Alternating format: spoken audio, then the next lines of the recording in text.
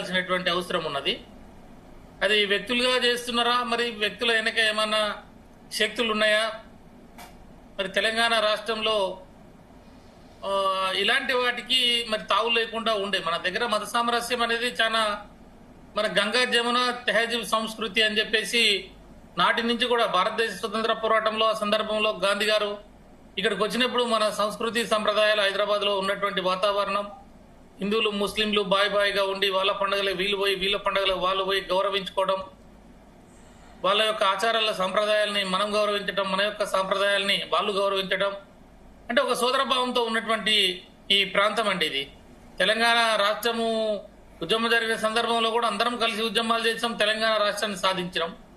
తెలంగాణ రాష్ట్రం వచ్చిన తర్వాత కూడా గత 10 సంవత్సరాలలో అందరినీ కూడా మనం ఈక్వల్ గా ఏదైతే భారత రాజ్యాంగంలో చెప్పాల్సిన రైట్ టు రిలీజియన్ ఉన్నదో, ఎవరి మతం అయినా ఎవరైనా స్వీకరించవచ్చు, ఎవరి వాళ్ళ ఆచారాలు సాంప్రదాయాలు మరి ఇతరులు గౌరవించాలి, అందరూ మరి రాజ్యాంగంలో సమానం కాబట్టి అందరికీ కూడా అన్ని రకాల అవకాశాలు కల్పించి మనం గతంలో పరిపాలన చూసాం. కానీ ఈ మధ్య కాలంలో హైదరాబాద్ లో కొన్ని సంఘటనలు, అక్కడ జరిగిన ముత్యాలమ్మ గుడి మీద అంశం కానీ, లేకపోతే నిన్న చిలుకూరులో జరిగింది కానీ, ఇవన్నీ కూడా కొంచెం ఒక ప్లానెడ్ ఏమన్నా ఉన్నదా అనే అనుమానాలుకి మనకి ఆస్కారం దొరుకుతున్నది.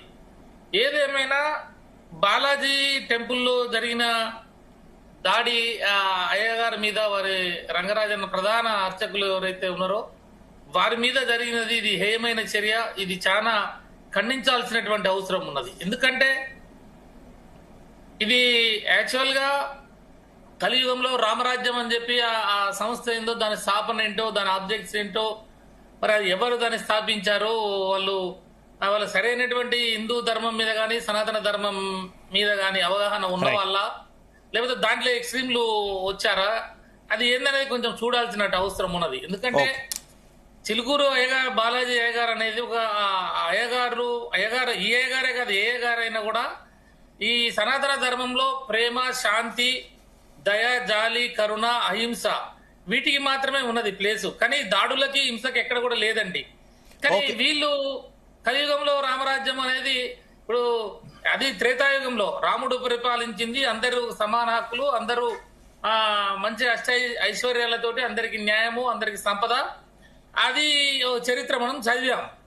కానీ ఇప్పుడు కలియుగం అంటే కలియుగంలో చెడుకే ఎక్కువ ఉంటది. కలియుగంలో రామరాజ్యం అనేది చాలా కష్టం. కలియుగంలో రామరాజ్యం ఉన్నా దాడులు చేయడం రామరాజ్యం కాదు కదా, దాడులు చేయడమే రామరాజ్యం కాదు కదా. రైట్, ఓకే ఉపేందర్ గారు, మళ్ళీ మాట్లాడతా, మనం డిస్కస్ చేద్దాం అన్ని డిస్కస్ చేద్దాం. కృష్ణ